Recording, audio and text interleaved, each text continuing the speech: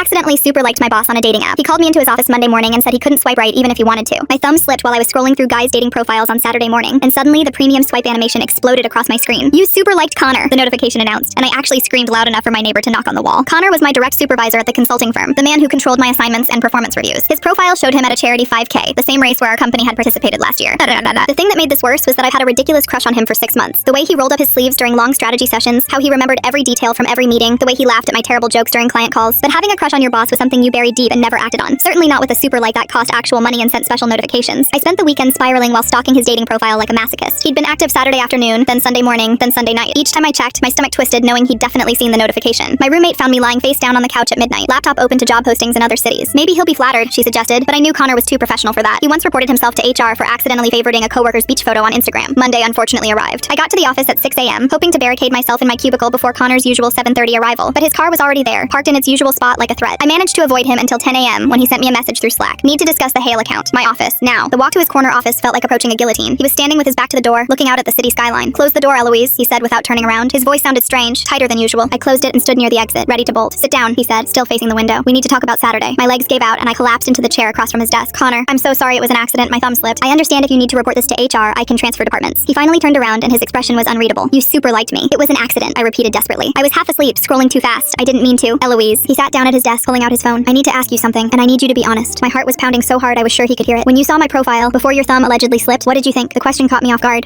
What? What did you think when you saw my profile? He was studying my face intently. Before the accident, I felt heat rising to my cheeks. I don't know what you want me to say. The truth, he said simply, because I've been sitting here since Saturday trying to figure out what to do about this situation, and I need to know if this was really just an accident, or if maybe, possibly, some part of you meant to swipe right anyway. The office suddenly felt airless. That's Connor. You're my boss. I'm aware, he said, leaning back in his chair. I'm very, very aware, which is why I've been driving myself insane all weekend. He ran his fingers through his hair, clearly frustrated at the situation I caused. When I saw your profile, I couldn't swipe right. He swallowed like it pained him, because I'm your boss. It would be inappropriate. It could ruin both our careers. But you super liked me, and for about 10 seconds I thought maybe the universe was giving me permission, until I realized it was probably an accident. He stood up and walked back to the window. Was this real? Was he saying what I thought he was saying? But I need to know, Eloise, was any part of it real, or was it completely an accident? I stood up too, my legs shaky. I took a leap of faith. If you weren't my boss, I said slowly, I would have super liked you on purpose. I would have swiped right immediately. But you are my boss, so yes, it was an accident. My thumb slipped because I was nervous seeing you there and I was holding my phone too tight. He turned to look at me, something changing in his expression. Hope. I'm leaving the company, he said suddenly. What? I got an offer from another company 2 weeks ago. I accepted it Friday. My last day here is March 15th. The room spun slightly. You're leaving? He nodded. Which means in 3 weeks, I won't be your boss anymore. The weight of what he was saying settled over the room. He wasn't my boss for much longer. So would you let me take you to dinner on March 16th? Yes, I said.